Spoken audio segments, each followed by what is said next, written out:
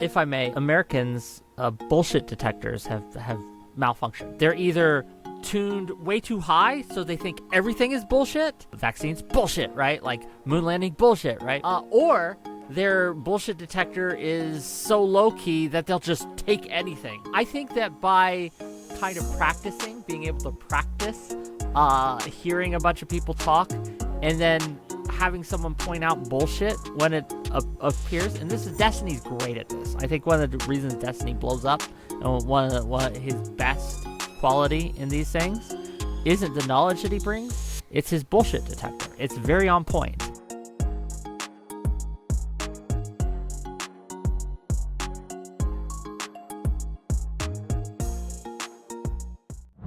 Right, welcome to the show. We have this week we have Wick of Wick TV. How you doing today, Wick? Oh, I'm doing great. Thanks for having me. I'm really excited.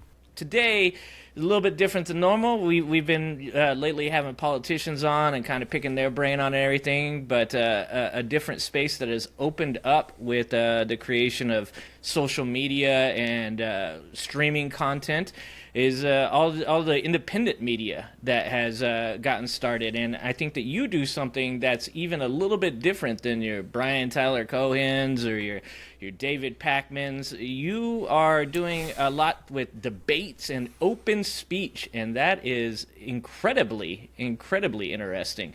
So why don't you tell us a little bit about who you are, what you do, and where you came from? Well, I'll do my best here. Well, my name's Wick, or that's at least what I go by on the internet. I have a show that started on Twitch, but it's mostly on YouTube now. I still stream to Twitch and Kick as well. It's Wick TV, and you can find me there. I do debates and I do open speech, yes, but I also do things like interviews. I also do just discussions.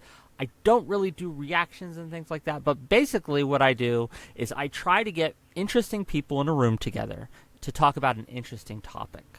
Sometimes it works out better than others, but I want to hear different voices than I normally would. So a lot of what I do, a lot of my show is very selfish. It's something that I like to hear different perspectives, and I like to provide different perspectives to people. And so that's what I do. That's my show. Awesome.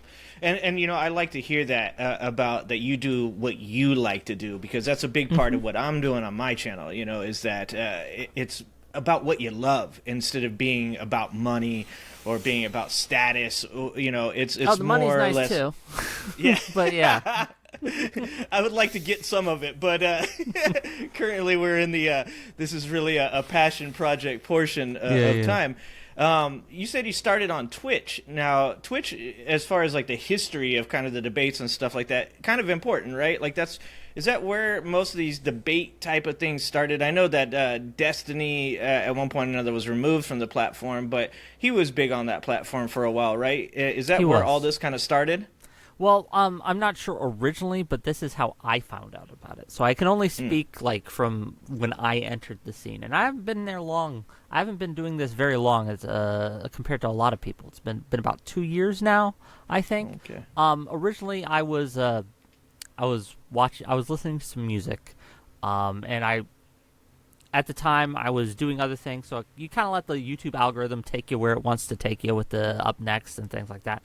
And eventually, I got to a place where it was a bunch of people arguing with each other, and I'd never seen something like this before, right? Like, there was, like, CNN, like, roundtables and things that I've seen, of course, but this was just, I couldn't figure it out. It was just, like, randos. I didn't know who any of the people there were. There's quite a few of them. There's like 8 of them, and they were all like yelling at each other over a topic. And I remember it piqued my interest just because it was so different. And I started listening to it. I started paying attention to it, and I recognized and I realized that none of these people knew what they were talking about, and it made me angry. And I was like, wow, there's 8 people on the stage, and I forget exactly what it was that they were even talking about. But I was like, this is really bad. This is really dumb. And so I went and I looked and I saw where it was from, and it was a streamer on Twitch who hosted open panels, Prime Kai. And I remember Destiny was even on one of these open panels, right? And so I was like, okay, well, I want to try it. So I found out where it was happening. I jumped on one night and I started talking. And one of the nights I jumped on, it was Vosh and Destiny was on, and I was able, luck of the draw, I guess, to be one of the people pulled in with them.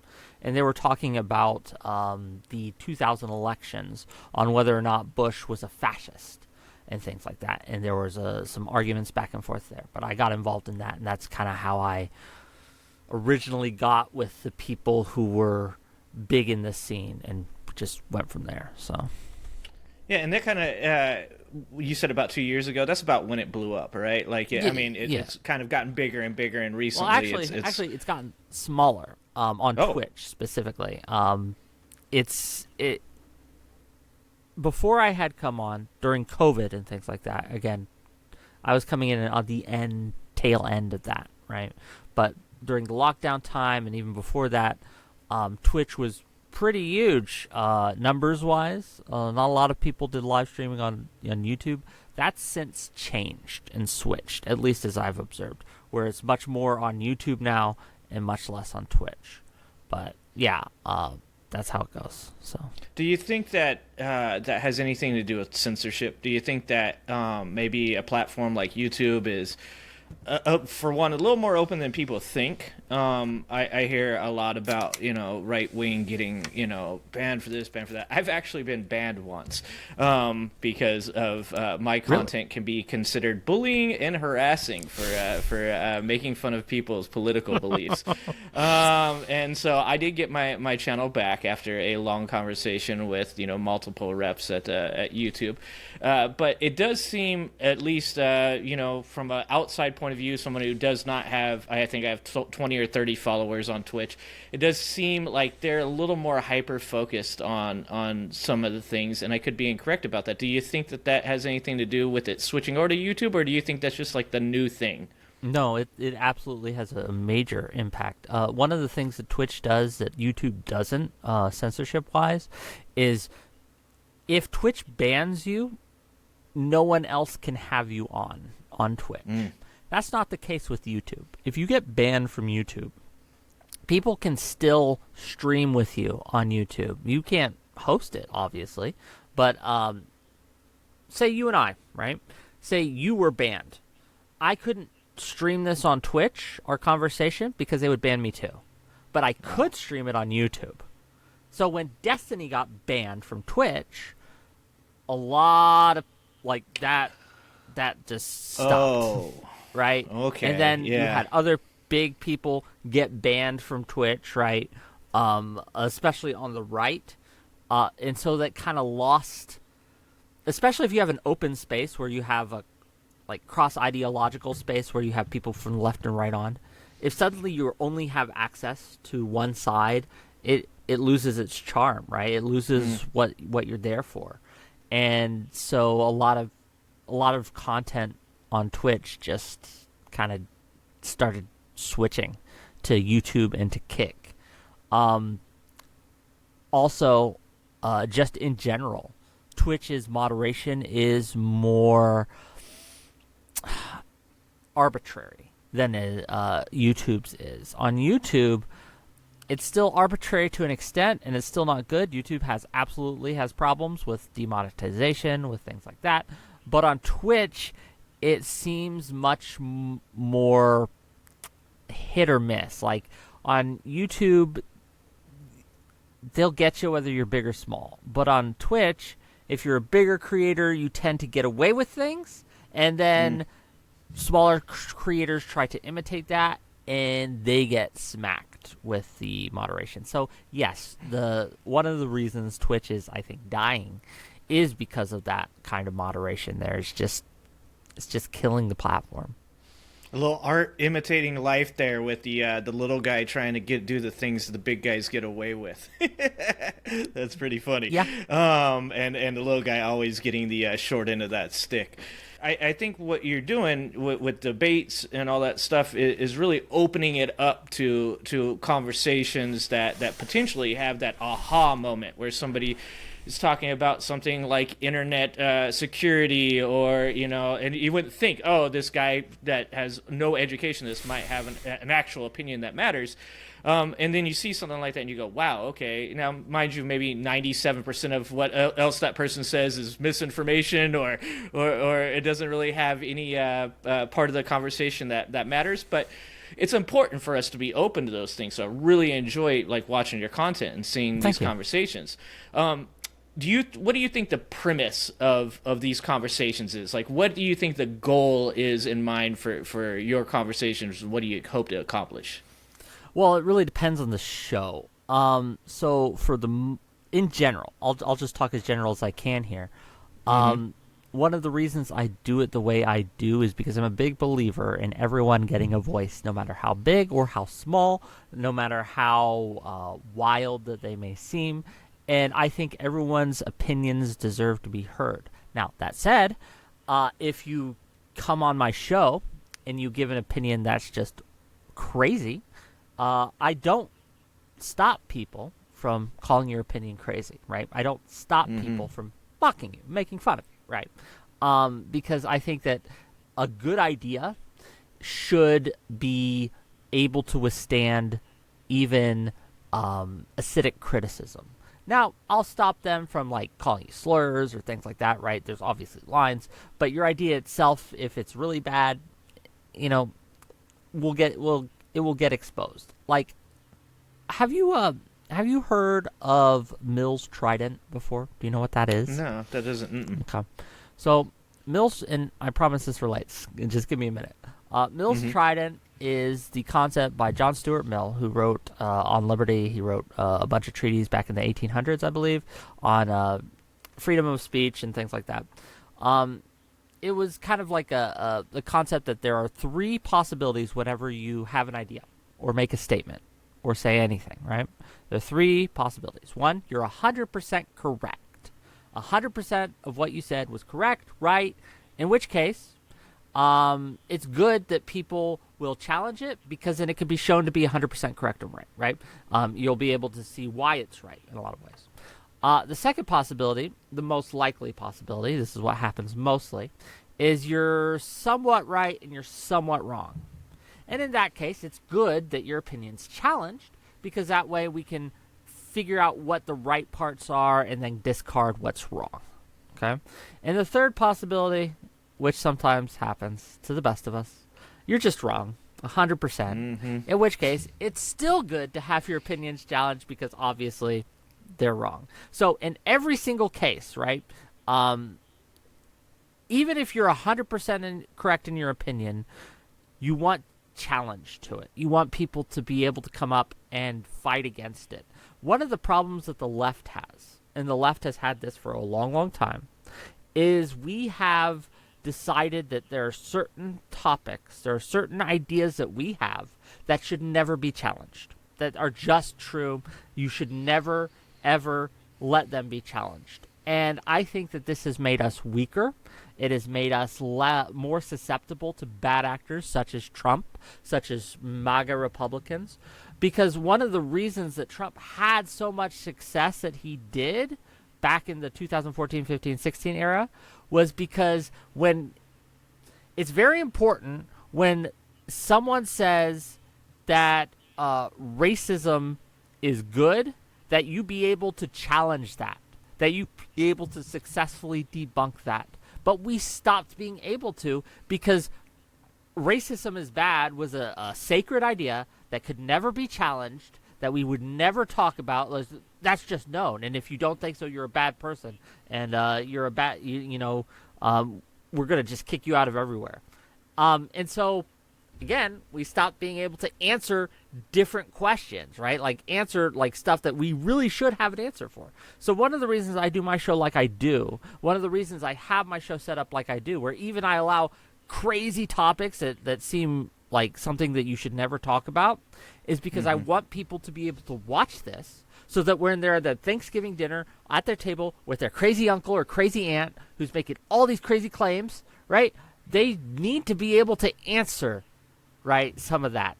They need to be able to see what it's like to have a discussion on racism that's just with racists, right? Because they exist, and we need to be able to talk to them, and we need to be able to show them why they're wrong, and maybe convince them otherwise. Now, I am under no pretense that people are coming out of my show a new person, right, with their minds open. But what I do, what I have seen, what I do is I plant seeds, right? I plant seeds. And so when people watch my show, they won't usually get converted right away, but after a while, after not just exposure to my content, but exposure to other content, exposure to other content creators, exposure to people in their life, discussing, talking about it, that seed has the potential to grow and to change people. Will it happen as much as I want? No, but even 10% of the time is a huge win for us. That's my. Do you know who Daryl Davis is? I do. Yeah, so for me that's a huge part of that. I grew up actually in Bakersfield, California, and Okay. I grew up with skinheads, Supreme White Power, White Pride. That was tagged all over the neighborhood I grew up in. In the Nazi Lowriders, which is the funniest gang you will ever meet. It's a bunch of racist white people that drive S10 pickups, lowered S10 pickups, and listen to Mexican gangster rap, but are extremely racist. And I think what you said about the left and how we don't want to have these conversations and even kick people out because. I just recently had this conversation with Lindsay Prather in North Carolina where she said she thinks the left doesn't even want to talk about gun controls because having to talk that gun control is okay means that guns are okay. And we can't do that because then that gets away from doing the thing that could be right, and that's inputting common sense gun laws and potentially things like red flag laws, or at least discussing whether or not they should be to protect our children. And as the left continues to evolve, we hope that we get to a point where people like yourself are able to have these conversations. And like I said, the Daryl Davises of the world and yourself can plant seeds. And he said that. Daryl Davis said, oh, okay, well, I go and I talk to a skinhead, and I sit there with them, or a Ku Klux Klan member, and I say things like, well, you think all black people are stupid. Yes. You think all black people commit crimes? Yes. Okay. Well, I'm college educated, and I've never even had a speeding ticket. And he goes, that guy doesn't look at me and go, oh, man, I'm wrong, and you're right, and I'm no longer racist. He goes, instead, what happens is that person goes, okay, well, I have all these other reasons why you're actually inferior to me, and you have smaller brains and all this stuff. And he goes, and then about a week or two later, I'll usually get an email from one of these guys, and it'll go, hey, man, I've been sitting here, and I can't get that conversation out of my head. And he goes, multiple times I've gotten, he's the guy that gets the robes from the Ku Klux Klan members sent to him, and then they go, man, you really changed my life. So when you say you're planting seeds, I really, really like that you're saying that, and I also really like what you're saying about the left having these discussions. Now, I say this a lot. When I first got on here and got involved in any of the debate stuff, do you know who Angela Knight is? Oh, the name is tickling my brain, but please refresh my memory. She was on Destiny once. She got involved in all the red pill stuff. She's the one that there's the guy, his name is MLD. She kind of roasted him really hard, and she got popular for a little bit. She doesn't do YouTube content anymore because she wanted to get out of that red pill space, and it's better for her mentally, and I applaud her for making that decision. Her content was red pill, and all these guys are coming on there, and they're talking about they can't keep a wife, or they can't get a girlfriend, they can't do these things. And I'm hearing all the things they're saying, and I'm like, well, because you have it all wrong. Like, everything you believe is so wrong. Like you said about the debates, right? Like, you're listening to these people talk, and you're like, you guys are so wrong. Yeah. and so I a couple times got on her panels because I thought, man, like, these guys need help. Like, I feel for them. They can't get a girlfriend. I don't want incel culture to exist. I don't want people to be mad at women and really, like, have these repressive ideas that, like, no fault divorce should go away and women shouldn't be able to vote. This crazy things that I was like, how the hell could anybody believe this? So I got on there and I tried to have some discussions.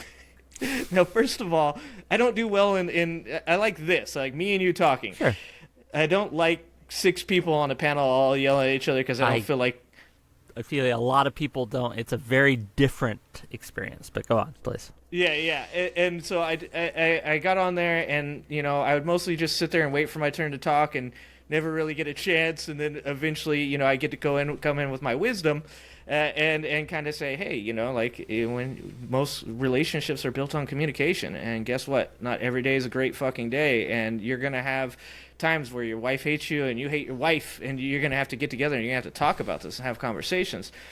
And I felt like I did some good, but I also felt like in that atmosphere I didn't make a difference. I felt most of those people were on there to try and get some kind of clout off of Angela's channel, or they're really just speaking to their audience.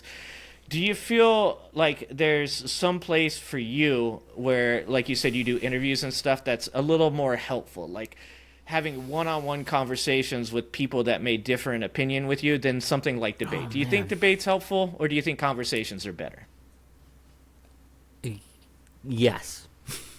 Depends. It really depends. So one of the things that's a harsh reality that we have to learn is that you can have the most interesting, heartwarming, effective conversation in the world, but if no one listens to it, it doesn't matter.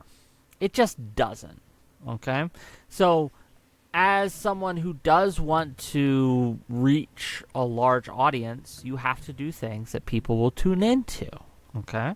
So part of the job, and this is how you also get more money as well, part of the job is to get more eyeballs on, and one of the ways to do that is to set up some interesting kind of cage match type of deal, right? To market it like almost like a wrestling match and things like that. And you have battle royale or a cage match, or what the Raj Royale used to be back in the day, right? Or kick or keep, right? That they got now. It's a huge kind of like a drama-filled-esque thing. I think also, so there's that, but there's also, unfortunately, sometimes conversations just don't cut it because you don't really get that that kind of conflict that's needed, right? You have people, and they try to be nice to each other, right? Whereas a lot of people within a larger space, like whereas 4 people or 6 people, will feel less pressure to just be nice, and they can just say what they think, and they have to say it in very quick, clipped tones. They have to be able to present it in a way that will cut through the noise of 6 people. But you're correct in that it can be lost in that, right? So it's a balancing act, right? I like to do different things because to answer your question, I don't know which is more effective yet. I don't know. I'm guessing here. And so in case one is more effective than the other, I try to do both to different extents. I like to try different things. Also, because I get bored doing the same thing all the time, so I like to switch it up. So that's maybe not a satisfying answer, but that's my answer. So that's about the best answer I think you can give on that. Me and Angela had many talks behind the scenes about her content and where it could go and what it could do. And I'm coming from my background, I'm a big conversation person because for one, part of me is a very conflictual person. I'm very in real life. I've been a manager for almost 20 years. I'm a very aggressive leader. I can be a very confrontational person. I grew up with a lot of physical violence and a lot of I grew up in a culture that was very competitive. So I've tried, as I've gotten older and become more wise, that to try to be more educated, have better conversations, be a better listener. And I think that sometimes getting me into some of those Royal Rumbles shows that part of me that I think I try to hide from people, right? So, in an attempt, like you said, to balance things, because I've seen you have conversations with Brianna Wu, right? And, a little bit of a more elevated person, someone who's a little connected, who has professional reasons to present herself as a person that, is someone that you can approach and talk to. And I also try to do that as well, right? Like when I'm having these conversations with people, I curse a lot in my normal life, and I try to, like, keep it to a little bit on the channel. Still try to be real, but also at the same time present a little bit more professional appearance. And I think that when you're saying that about debates and conversation, you're also applying that same mentality. So when you're saying you're balancing the debate and the conversation, obviously one day we're going to probably see a growth in one direction or the other. Do you have one that you like to do more than the other? Like, would you like to see yourself doing more interview type of stuff, or do you like to be in the midst and watch people mix that shit up? My favorite shows that I enjoy personally are the ones where I can kind of moderate a one-on-one, right? Or a very small discussion, so like maybe 3-4 people.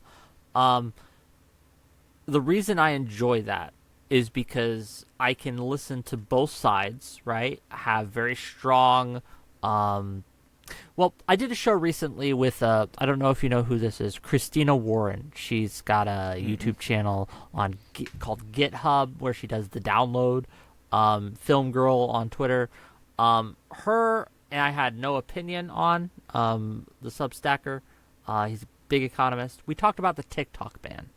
And they were both very passionate about the TikTok ban, and they were both coming from radically different sides.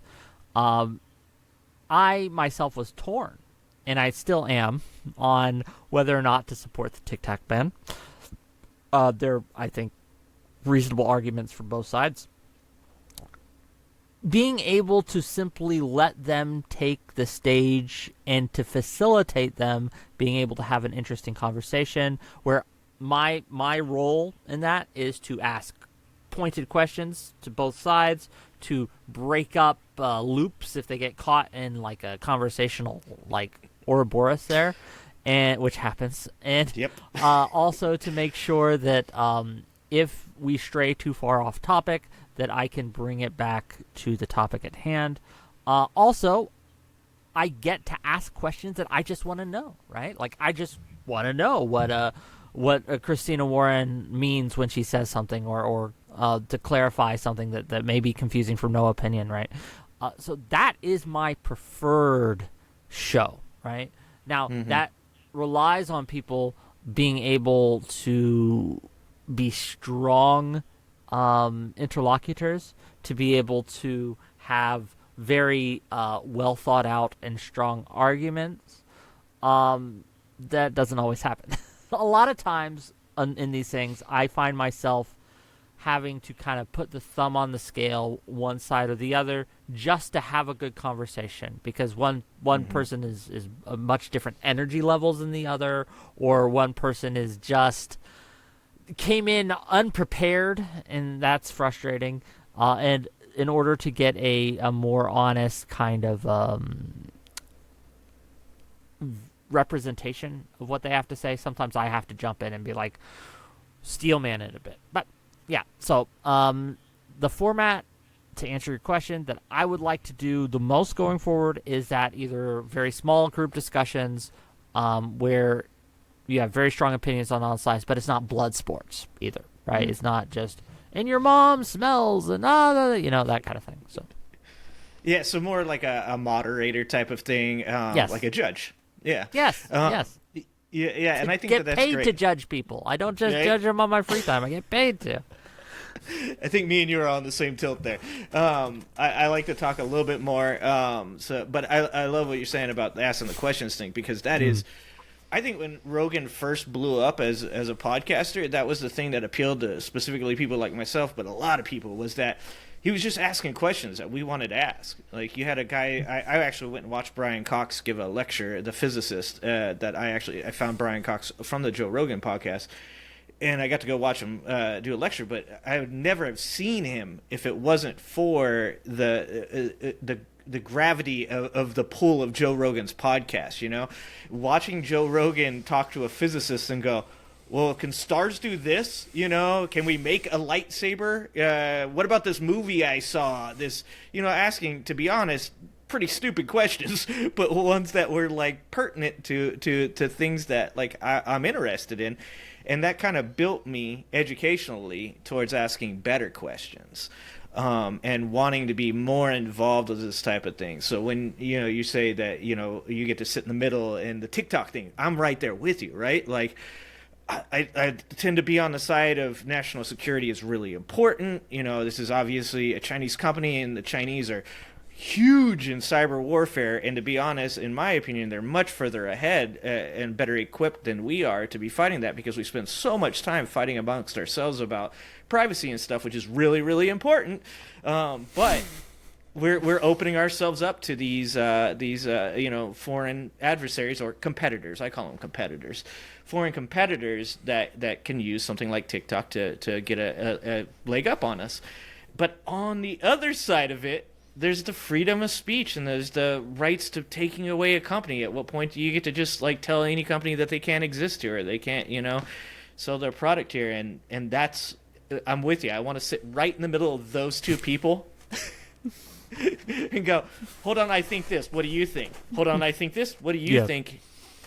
And I think that that's the type of person that I would like to see more of in especially American society, is people that are capable of asking good questions and not just, like you said, the trident thing, right? Not just always being the 100% correct person, being the person that's probably that second trident. Like you're almost always 60% right because you've researched it, you're well educated in the subject, but you're also open to learning. And I do this with my wife constantly. Thank God she's around, because she probably has changed my mentality 1,000%.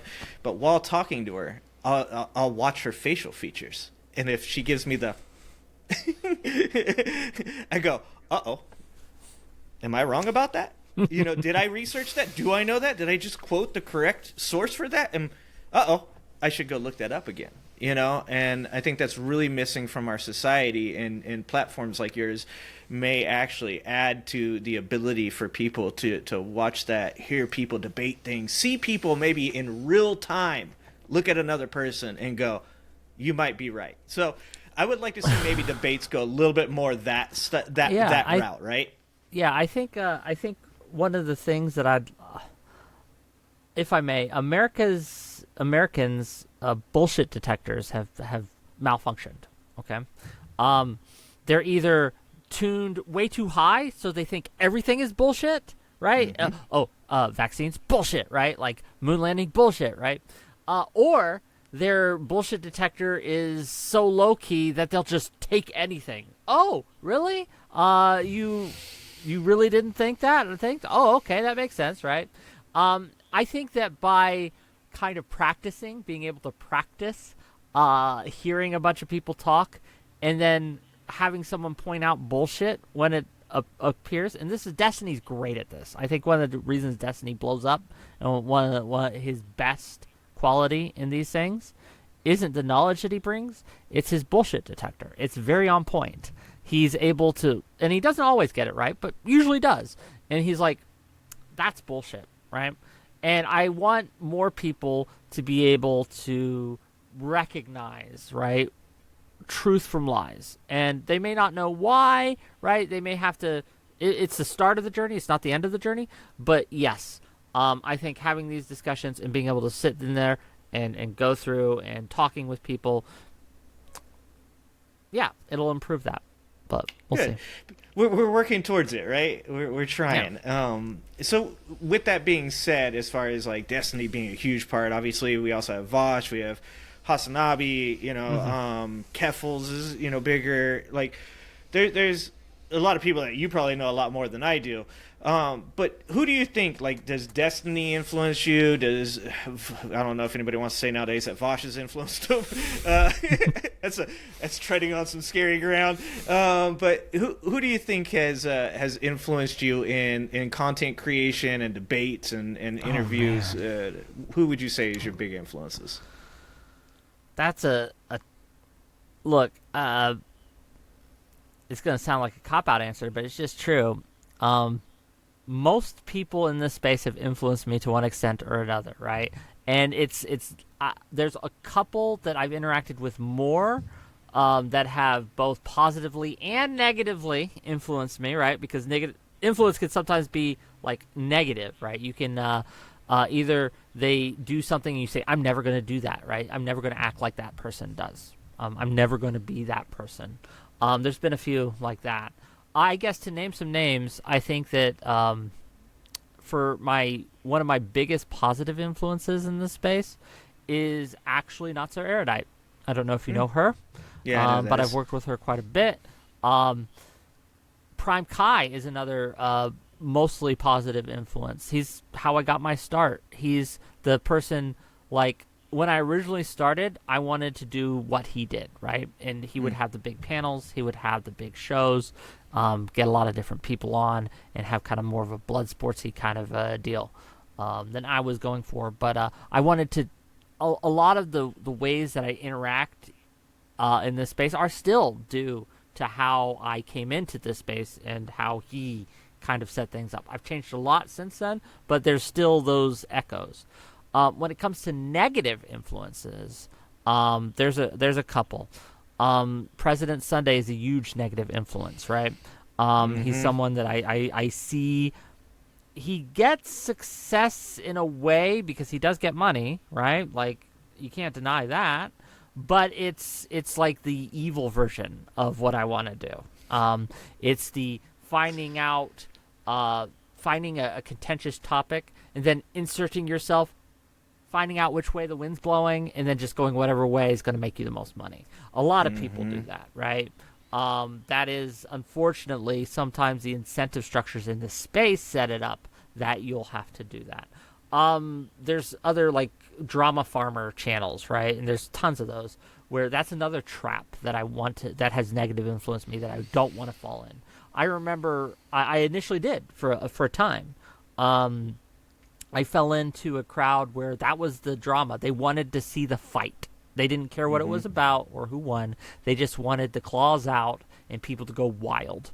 And a lot of my early content was that. And it's still fun. Like, I get the draw, but it just wasn't helpful. It wasn't. I wasn't satisfied, and I wasn't doing what I want to do. I had like, that gets me more numbers, right? The more drama I do, the bigger the show, right? Like, for example, that TikTok show, I had maybe 100 people over all platforms. But on the, I just did a show recently on an evergreen topic, feminism, right? And if you do feminism topics, I got like 250 over all platforms, right? So over double. And it's much more blood sportsy. Again, when I did strictly drama content, like when I did what was like almost all drama content, I had like 400, right? So I have taken a hit viewer-wise because I've tried to focus more on serious political or cultural discussions. Again, you got to change it up sometimes. Sometimes we do for funsies ones. But I have purposely wanted to refocus where I could have a politician on one day, where I could have someone who was a serious journalist or a serious influencer or a serious expert in a field, and they don't want to go on a drama podcast, right? They don't want to do that. So when we talk about influences, both positive and negative, being able to see Not So Erudite, Destiny, Prime Kai, and other people such as that, Destiny getting to go on with Jordan Peterson, with Ben Shapiro, having Candace Owens on, having the Lex Friedman podcasts and things like that. That's what I want, right? And so I kind of saw what he did earlier that kind of kept him from that, and I'm trying to avoid those same traps. So yeah, I don't know if that answers your question, but there you are. 100% it does. That's a great answer, because this is what I like about talking to smaller content creators or politicians that are running for office rather than politicians that have been in office for long periods of time, is you get the real person and you get the real answers. And what you're saying actually really makes a lot of sense about our society and a problem that we're once again not talking about, and that is that people are addicted to drama. I grew up in the ghetto, and I'll tell you, one of the most addictive qualities of human life is drama. People, I mean, you could sit on my front porch with a blunt and a 40, and you could watch cops chase a dude through your yard, or watch a dude get tased the street over, and you would think, being a middle-class person or something like, oh, I don't want to eat that in my life. But then, you see it on the internet constantly. And that's why things like Jerry Springer, we all grew up with Jerry Springer, Ricky Lake, Maury Povich. You're not the father, like.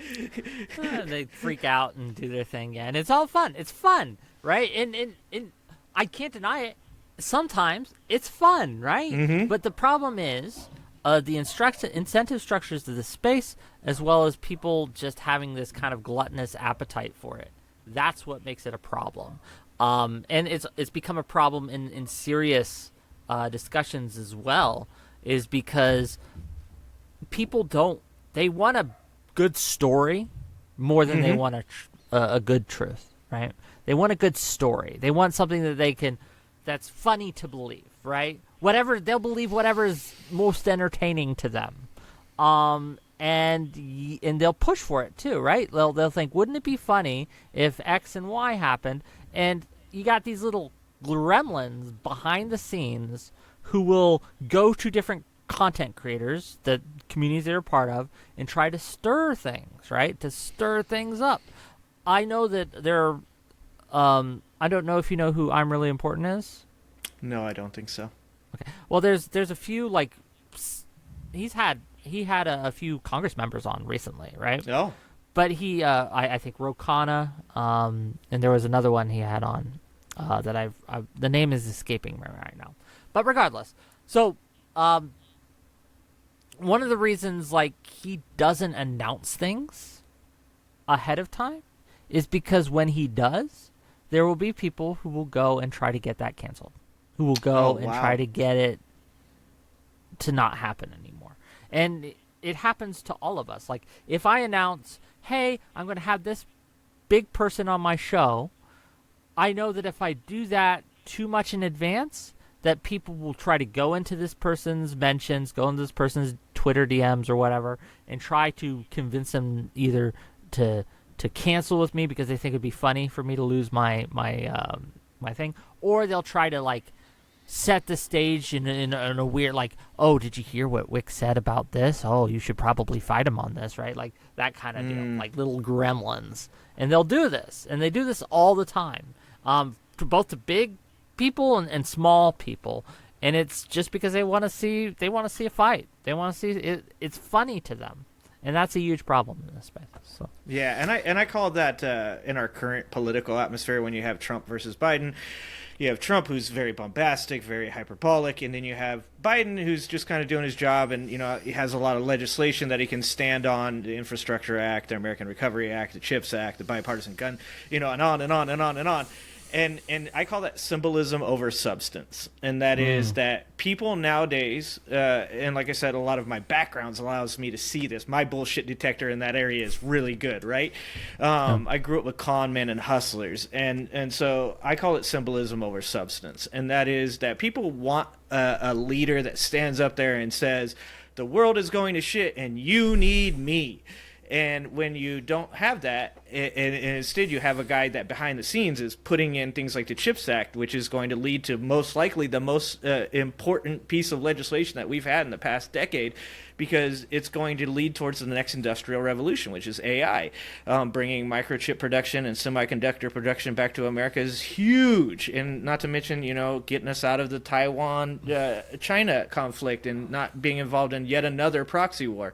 Those things are all really, really, really important, but people don't care about them, because to do it, you have to get involved. You have to understand how Taiwan produces all these semiconductors, why China doesn't really want to absorb them for history, but because they're tired of paying $400-500 billion a year for semiconductor production. They want that to be theirs, and all these different things that take a lot of time, research, and education.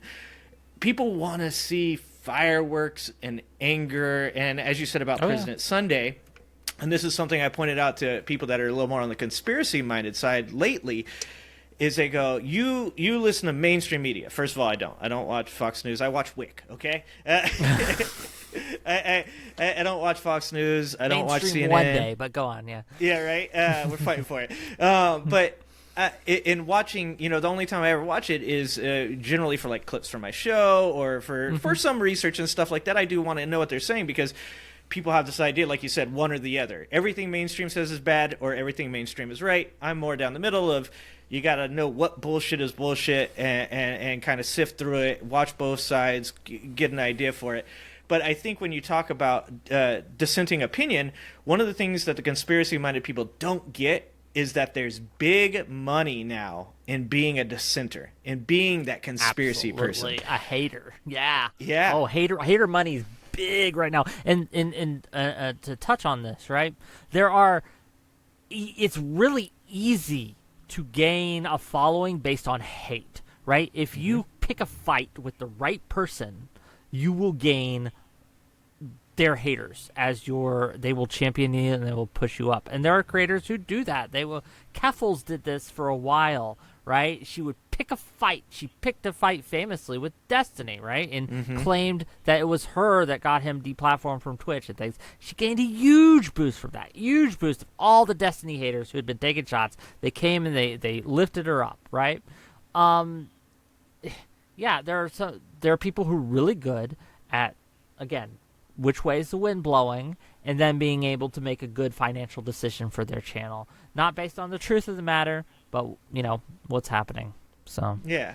And isn't that funny that what we constantly hear in conversation or in the chat is, I want media that isn't one side or the other. I want media that tells the truth and the facts, and our media is corrupt, and our media has so much money involved in it, all these things. Yeah. And then the people that they tend to kind of gravitate to are the people that are causing drama. I've seen the same thing. I actually, in my initial growth, my initial push towards 1,000 and monetization, I had a young black dude that was following me, and he said, "Oh, you follow Destiny. I can't follow you anymore."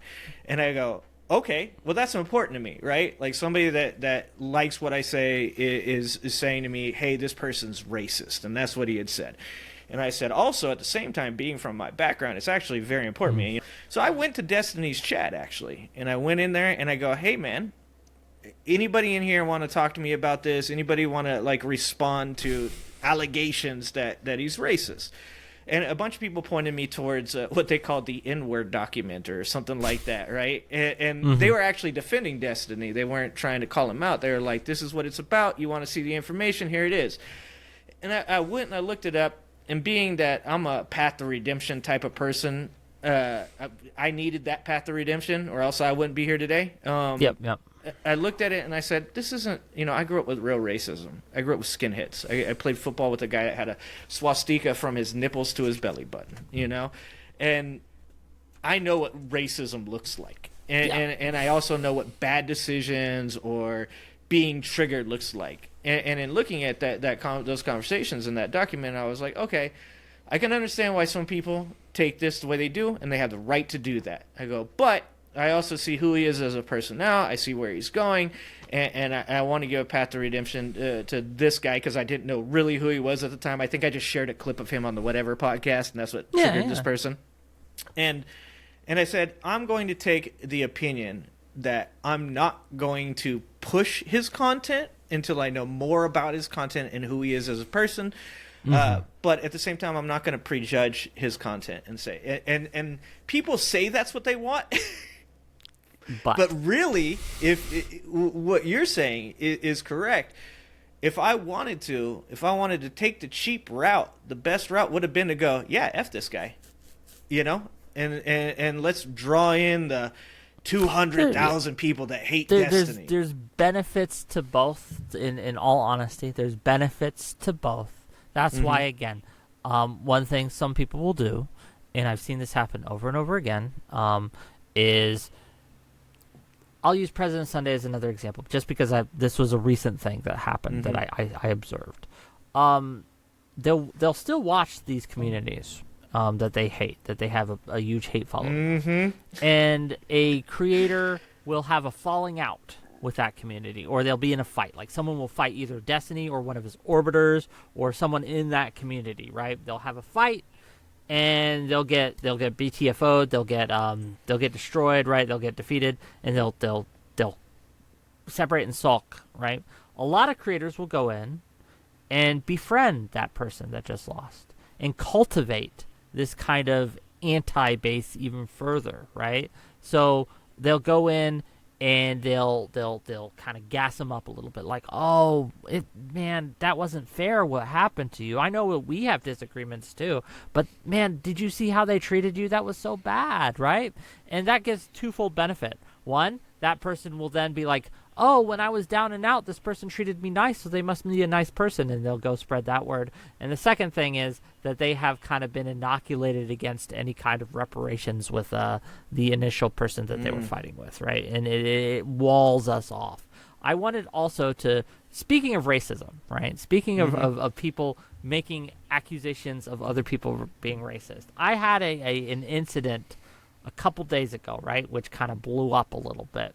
Keemstar, Nicholas Diorio, all those kind of commentary weirdos saw it and tried to run with it. I was in a fight with, I'm a bit of a shit poster on Twitter, to be very frank, right? As most people are. Fights. I get in fights on Twitter, right? And I'm very combative. It's where I get all that energy out on Twitter so that I don't have to be that on screen. I have been fighting with kind of like the more pro-Hamas crowd, like the more anti-American crowd for a while, right? And one of the emojis that they use is a watermelon, right? It's a watermelon, like, because it looks like the Palestinian flag. It's the same colors and things like that. Beyonce came out with an album recently, and she posted on Twitter her cover where she's in a full kind of cowgirl getup, like an old Texas rodeo cowgirl. She has American flag, right, red, white, and blue everywhere, Star Spangled Banner type of deal. Very patriotic, very American, right? And I saw a bunch of people quote tweeting her and talking about like, oh, how dare Beyonce wave the flag of a genocider or something like that. So me, being me, not even thinking about it, I went in, man, watermelon Twitter is seething right now, right under Beyonce's comment. You understand how that might be interpreted? Yeah. Oh, I'm dying. Oh, man. Didn't even occur to me, right? It did not at the time. I didn't even think about it, right? Now, suddenly, about a few hours after I post that, just a throwaway thing, I didn't think it was going to go anywhere, I'm getting DMs, and my Twitter notifications are blowing up and things like that. And the headline is like, Keemstar exposes racist YouTuber or Twitch partner, Wick TV, and things like that. And I mean, luckily for me, everyone knew it was kind of bullshit because it was very easy to see like a bunch of watermelon emojis under her replies talking shit about Beyonce, right? And so it was pretty easily debunked there. But there's still certain people who would do that and say, "Oh, that Wick TV guy, he's a racist because he made a racist comment to Beyonce," and things like that. And so whenever someone tells me that so and so is racist or transphobic or misogynist, whatever, right? I just don't believe them anymore till I see it myself. I just don't. It just happens so much that people, oh, you shouldn't talk to X, Y, or Z because X, Y, or Z is a bad person because they're X. And I look into it, and it's almost never presented to me in an honest manner. Now, sometimes it is. Sometimes I'm like, oh, okay, I see that, right? But for the most part, it's just you got mad at something they said, or you disagreed with something they said, and you used racist, Nazi, or transphobe as a shortcut to paint this person as a bad person. And that frustrates me and annoys me, and I think it's destroying us. But anyway. So anyways, what I'm saying when it comes to racism and people like saying, oh, this person said this person said that, I want to know like the totality, and that's kind of what I got into on Destiny's thing was I wanted to see the totality of his character. I also say this about people saying people are racist. The other thing I like to get into is that it's you're also seeing it with the pedo comments. Like people will come into a lot of people use it with Biden. Nowadays they'll say things like, "Oh, well, don't you know that Biden is actually, he's had all these accusations of sniffing children's hair." And this is like, so in my chat, I say one thing. I go, you guys can insult me. You can call me an idiot. You can call me dumb. You can, Trump 2024 all you want. I go, there's a couple places you can't go. And one of those places is to use the P word. And people go, well, why? First of all, that's the worst accusation you can make about a human being without evidence. And if you have evidence, you should take it to the police, okay? Absolutely. Coming on Twitter or on YouTube and making these accusations isn't helpful for victims of child molestation, and it isn't helpful in the way of exactly what we're talking about when it comes to calling people racist. And that is, there are people out there that are racist, and there are people out there that have committed crimes against children, and when you continue to use these terms in this really offhanded way, you take away the power of those words. And we should be concerned about people that are doing stuff to children, and we should be concerned about people who are legitimately racist. And you're actually, and unfortunately, God, I hate that this is happening, but a lot of it's happening on the left with the racist stuff. We should be more concerned about saying to people, like when somebody's racist, let's call them out for it. Let's make sure that people understand who this person is really, and not make it a hyperbolic or bombastic statement. So, the winner in the story of the boy who cried wolf is the wolf. The wolf gets to eat him in the end. Yeah, that's the point. Like, we can't do that kind of thing. And so as far as like your influences with Sunday and those guys, the negative part of it, like I 100% agree with that. There's money to be made with there, and I think it's a question of, how do you want to be perceived when this is all done? I mean, the honest answer to that, like, who do you want to be seen as? Do you want to see? Do you want money and fame and connections, or do you want to make a difference? Like, the honest answer is both, gang. Like, look, I'm not going to lie to you. I'm not going to sit here and lie to you and say that I don't like it, that I have connections, right? That I don't like it, that I can make money off of this, right? That I can pull in a living off of this, as small as I am, right?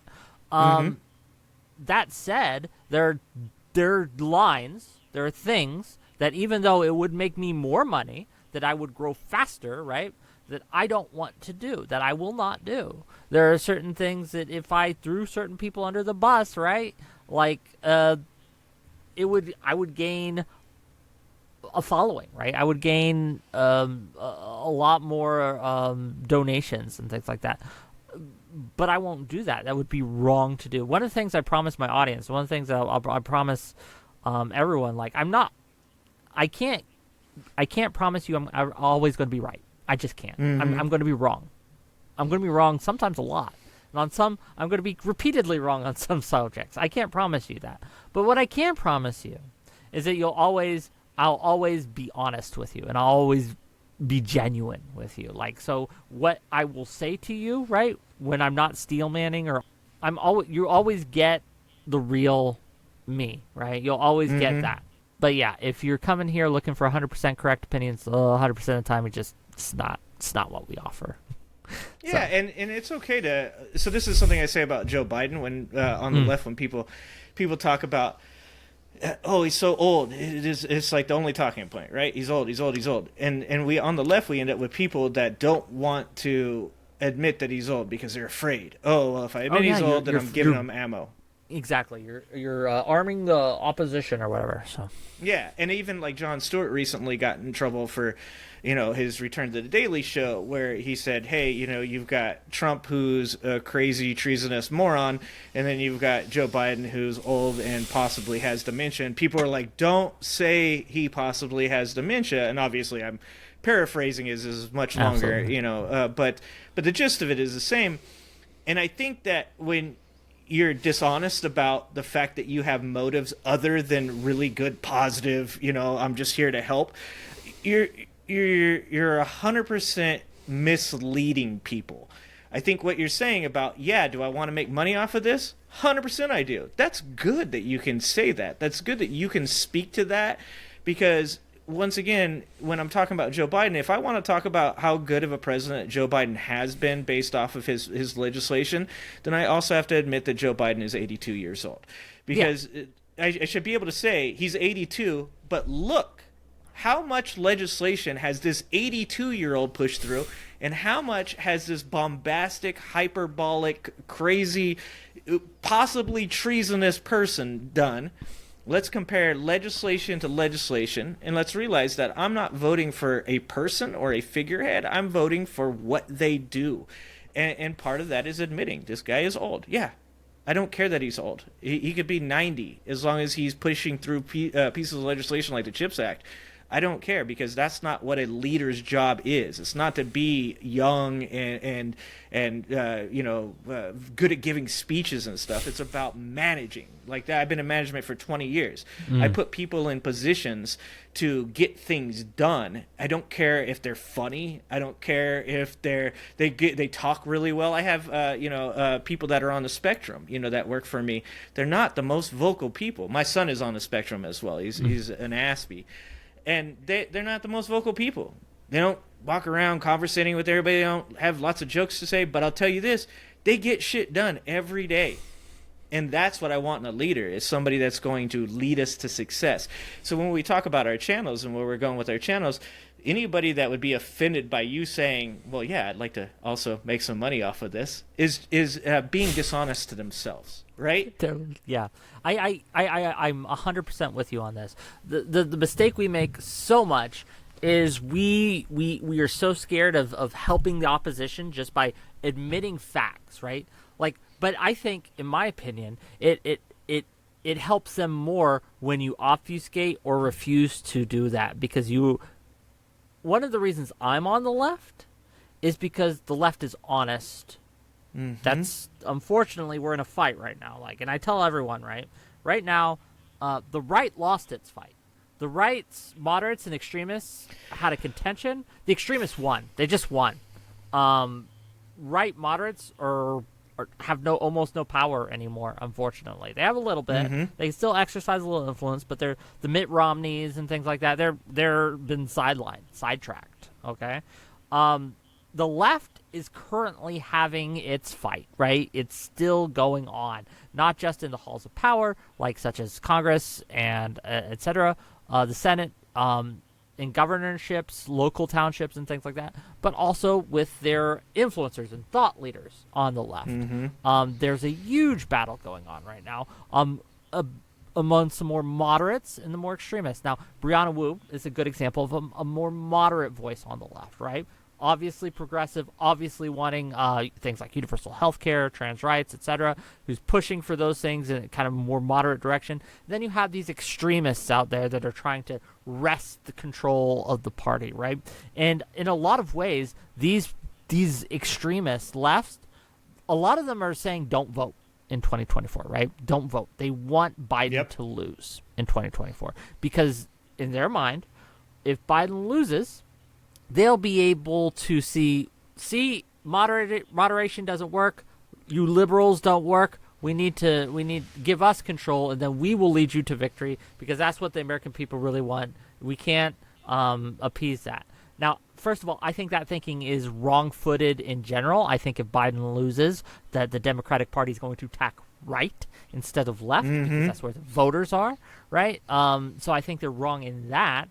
But they're also this idea of power over principle, being willing to throw whole groups under the bus in order to try to wrest power or control, because we don't care how many people get hurt on our road to revolution. And I think that's a huge issue, and I'm fighting every day, right? I'm fighting in my little small corner and my little small itty-bitty influence every day to try to kind of keep us from going. I don't want blue MAGA. I don't want blue anon, right? I don't want I don't want us to be just a mirror of the Republican Party, because that's not what I believe in. That's not my principles. I want to help. I don't want to be ideologically pure. I want to get shit done. Yeah, and that's what it comes down to, right? Is that this is kind of goes back to the debate versus conversation question, right? Yeah. Is that people tend to think I have to win. Like, Yes. that's more important than everything else, is just winning or being right. And kind of even going back to your trident, what you're saying about that. Like, like people don't want to be on the spectrum of I'm either 100% 67 or I'm wrong. They want to only be on that one trident. They want to be right all the time. And one of the things on the left that we've had forever is the ability to self-criticize, self-analyze, and sometimes to our own detriment, for sure. True.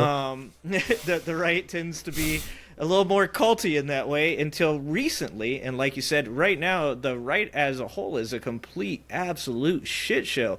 There is nothing that couldn't be taken advantage of right now on the right as far as the left goes. And I heard somebody say not too long ago, the one problem that we have right now is that we could snatch victory or defeat out of the jaws of victory, because right now the right is setting up progressives, Democrats, to win quite possibly the House, the Senate, and the presidency, and really get through some legislation that we could all benefit from and feel good about. But if did you hear about the recent resignations in the House? Actually, I think it's narrowed down to like a one. The Republicans are ahead by just one person right now. Just one gentleman I think yesterday said he was departing. Ken Buck, who is running in the who was the House representative for the place where Lauren Boebert's running. He's leaving early in many ways, these people are even sabotaging the right because of their own angst and anger at the people that were running with them. Kevin McCarthy is from Bakersfield. He's Kern County's representative. So I know quite a bit about McCarthy. And McCarthy, if people don't understand, he was a huge fundraiser for the Republican Party.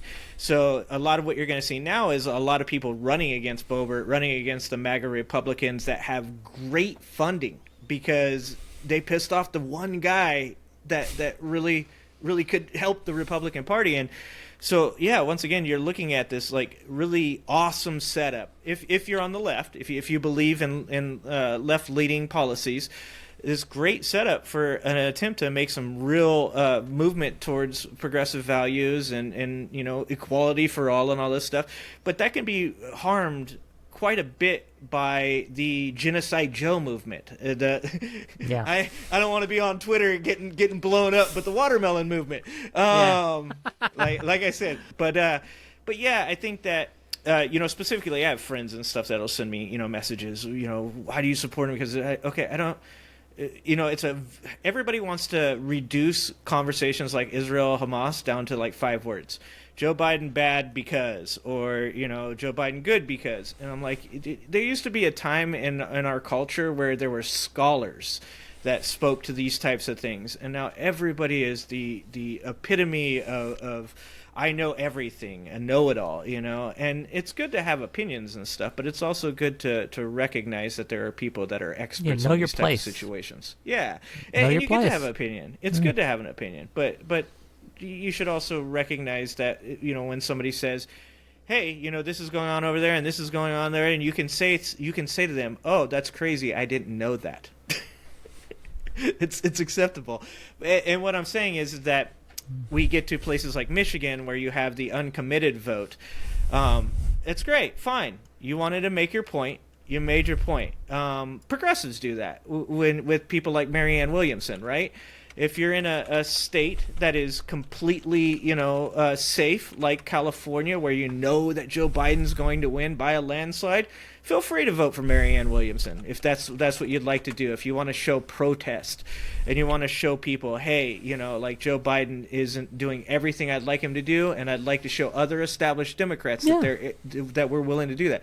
But when it comes time to vote and you have the choice between Donald Trump and Joe Biden, I don't think there's any question as to who you should vote for. And if you think Joe Biden has done a job that you dislike in Israel, wait until Donald Trump does, because Donald Trump's the one who recognized Golan Heights as being annexed by Israel. Cut aid to Gaza by millions, hundreds of millions.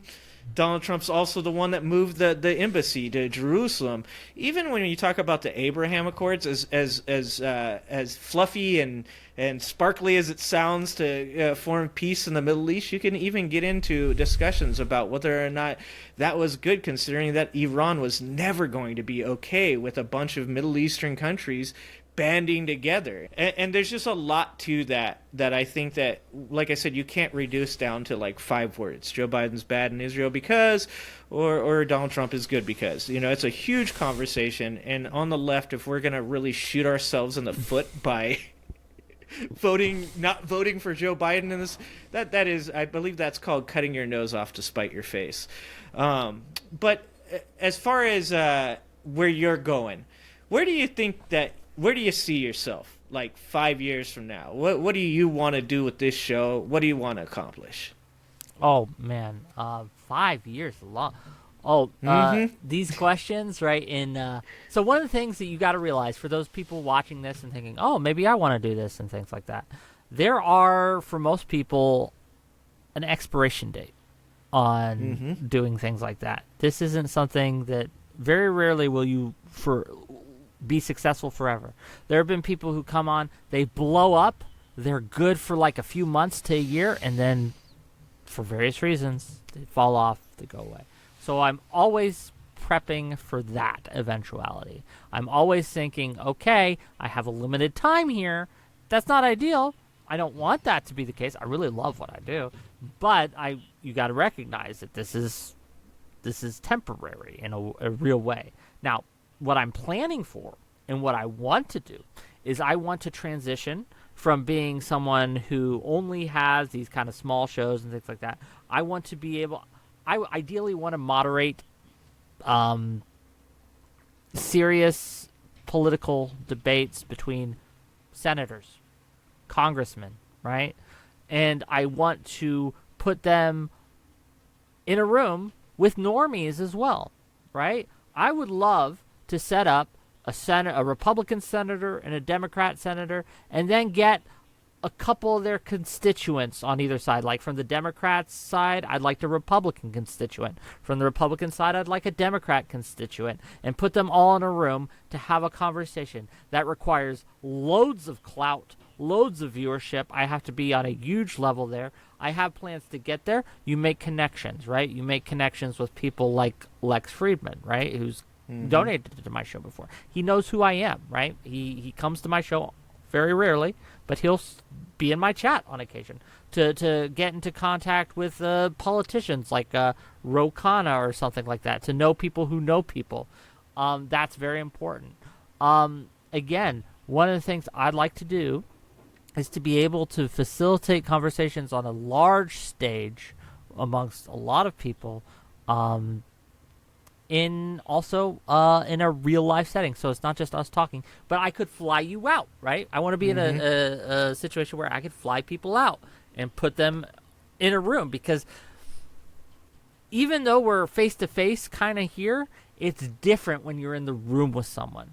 I don't know if you saw, I moderated the real life debate between Destiny and Ian Crossland in Ohio. I don't know if you saw that one, but that was an opportunity that I had to go, and when we did canvassing in Ohio with Progressive Victory, I went in and they allowed me, and I was very grateful for this, the opportunity to moderate an in-person debate. I was very nervous. I'd never done it before. Like, it's always been just kind of over Discord where I can mute people, right? Can't do that in real life, right? Nope. No. And I remember the question and answer session too, right? We had one guy try to get on stage to get selfies with him, and I had to like physically like move them, right? Like, nope, we're not doing that right now. It was weird. Like, they didn't push it, thankfully, but it was just it was a different experience. I would love to do that. I would love to do in-person stuff, right? But again, that's something that at this point I can't, because I just don't have the funds. So yeah. And once again, this is something that people don't understand when they say things like, "There's so much money in media and everything." It's like, well, some of that is necessary. You don't get to have a voice unless you have connections and money. And I think me and you are in a similar place where we're growing up, we're attempting to accomplish something, but to accomplish those things, it does take money and connections to do those things. It's one of the strangest conundrums that we have in life as human beings, because this is a global problem, not just an American Absolutely. problem, and that is the necessity of money in things that we don't want it in. I constantly say this. I don't like that there's money in the prison system. I don't like that there's money in healthcare. I don't like that there's money in the educational system, and I hate that there's money in politics. What do you think? How do we get to a point? Obviously, it's going to take some money to get there. How do we get to where there's no money in politics? Is that what you're asking? Yeah. How do we get there? Oh, okay. So this might be a controversial take. We might butt heads on this a little one. No, I like it. I think we should pay our politicians more money, and I'll tell you why. I want a senator or a congressman or a governor. I don't want their checks to come from Goldman Sachs. I don't want their checks to come from the insurance lobby or all these lobbies. I want it to come from the U.S. Treasury. And if we want to disincentivize them from taking these bribes, right, from these big lobbies and big banks and big corporations, we have to pay them more.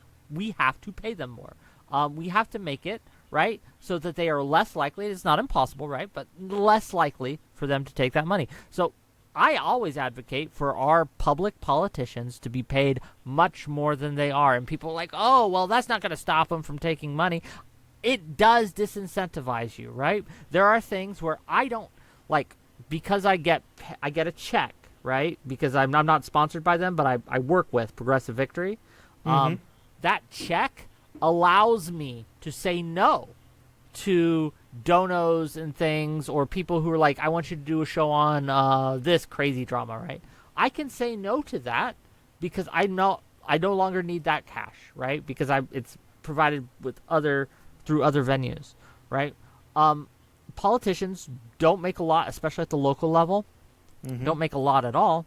And a lot of their funding, a lot of the campaign funding they do, a lot of the campaign raising they have to do to get advertisements, etc., and to get the word out there, a lot of that money has to come from big corporations now because we don't pay them enough. I'd also like to see public funds be used for advertisement and things like that instead of more dark money kind of deal. That gets into a very sticky situation with freedom of speech, though, right? Because, for example, if I wanted to make a group that supported Biden, right, or Trump even, and I really believed in Biden or Trump, and I wanted to get a bunch of people together to buy an ad or to do a rally or something, I want the freedom to be able to do that. And I think that something like sometimes, like, if we make laws too strict when it comes to public funding and public financing of campaigns, it can get in the way. So it's a difficult situation. I think that the best way forward in these things is incrementally. Just because a piece of legislation or just because a bill won't solve all the problems that we have with campaign funding and dark money in politics doesn't mean we shouldn't pass it, because how do you eat an elephant? One bite at a time. We need to chip away at this slowly and surely. Look at how the Republicans got rid of Roe v. Wade, right? It wasn't just an overnight thing, right? They worked for 50 years chipping away as much as they could at different places, getting different people in different positions of power, setting the stage, preparing the ground, right? This wasn't just something where Trump got in, appointed the justices, and he was good. No, this was a product of years, of decades of work. And unfortunately, and that's the sad truth of it, is your problems will not be fixed overnight. You have to take the 10%. You have to take the 20% of what you want, right? Get what you can. Politics is the art of the possible. Get what's possible now, and then we can work later to get that rest. But for now, like, get what you can. That's why it frustrates me it frustrates me when leftists are like, well, Joe Biden doesn't do everything I want, so why should I vote for him? Okay, I understand. Gang, he wasn't my first choice either. I didn't vote for him in the 2020 primaries. I had different people I wanted. I wanted Bernie in, right? And even after Bernie, I would have rather seen Klobuchar or Buttigieg. I didn't want Biden, right? However, he's going to get me, right, closer to where I wanted to go than Trump ever would, right? Voting for someone isn't an expression of loyalty, or it's not a love letter, it's not a Valentine, it's a chess move. I am putting someone in a position where it's going to set the stage so that I can get more of what I want later. And I wish people would understand that. I know I went on a little bit of a tangent there, forgive me, but I hope that answers your question. No, that's a great answer. You did a great job. And the reason that I really, really agree with a lot of what you're saying is these are things I've heard in previous conversations with politicians, and then something you said about Joe Biden is something that I recently spoke with Adam Mockler, who is the kid that does the Jordan Klepper type of interviews, and he works for I think he works for Ben Meiselas now on the Midas Touch. What you said about getting people money on the lower level of politics and even on the higher level actually makes a ton of sense, and you're right. If you would have talked to me 2 weeks ago about it, I would have been heavily conflicted with you, and I would have said, hold on, Wick, I don't make that kind of money. Why do they get to? And then I spoke to the woman who I'm going to be putting out the podcast here soon with, Lindsay Prather, and I looked up how much Lindsay Prather makes. And Lindsay Prather gets paid about $10 to $13K a year, and she has to work a full-time job, and she has to travel 4 hours to Raleigh, North Carolina, and then 4 hours back from, she has, a family, she has a real life, and she's sacrificing that for the greater good of her state. And she deserves to be paid more money for that. And it also adds a bar of entry to people like, say, me or you. We want to get involved. Say, I want to run office. So you want to run for office. But let's say you've got a mortgage to pay. You've got bills to pay. You got kids to take care of. Whatever you got going on in your life, right? You can't live off 10 to 13K. So you Absolutely can't not. put in the hours that are necessary. More in streaming than 10 and 13K. Damn, okay. How insane is that? That's weird. Yeah, I didn't know it was that low, to be honest with you. But yeah, if you look at that, and then you start to recognize the only people that actually get involved in politics are people that are retired, people that are independently wealthy, and then we ask ourselves why we're not being represented. And these are also people connected to people that are willing to put more money in their pockets, too. So then we wonder, how did this guy even get connected with somebody that's going to give him, a ton of money for big oil, Well, yeah, because he was already a part of it before he got in there. So that is a great answer. And yes, when I forgot which senator came out and said they needed a pay raise, I was like, no, you don't. My opinion changed after looking into all that information, and as Prather pointed out, she said when polled, people say no, they wouldn't give a raise to politicians, but after being told exactly how much politicians actually make on her level at least, the poll changes from no to yes, and that people, once they're educated to the information, think that it's actually a good idea. Yeah. The other side of that is, like I said, speaking to Adam Mockler, his talk on young people and their opinions on Joe Biden changed a lot. That after talking to him, I was like, wow, okay, young people are still in support of Joe Biden. Yes, they want to do more, but they realize the same thing you do, and that is to get closer to a Bernie Sanders, you got to elect a Joe Biden. You're not, we wanted Bernie. I love Bernie too. And we wanted Bernie, but at the end of the day, voting Trump in doesn't get you any closer to getting Bernie Sanders in there. In fact, it gets you further and further away from it. Well, this has been an amazing conversation, man. I really do appreciate you giving your time, man. It's been awesome. Thanks, I know I'm small. I don't have a lot of reach, but I want to help you guys, as much as I possibly can. Why don't you go ahead? I know you said at the beginning, but why don't you tell everybody where to find you? Sure. You can find me on Twitch or Kick at WickTV, WHICK TV. On YouTube, I'm at Wick-TV. So WHICK-TV.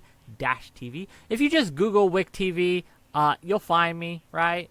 I do debates, I do conversations, I do reacts on occasion, right? And we just talk about the issues of the day, whether they be political issues or cultural issues. If it's popping off, right, then we're talking about it. Next week, for example, we're going to talk about the Russia incident that happened just recently, right? We're going to have some people who are geopol nerds on to kind of talk about how that happened and what it means. It was a horrible tragedy. I don't know if you're aware. Yeah, but I think ISIS tragedy. is claiming to have ISIS done claimed that. responsibility. Yeah, it was bad. I think 82 casualties. It was horrific.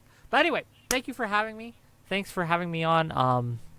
I appreciate it. It's always fun talking. I really enjoyed that conversation. And if you want to see more conversations like that, check out these podcasts. Until next time, remember, get educated and get out and vote.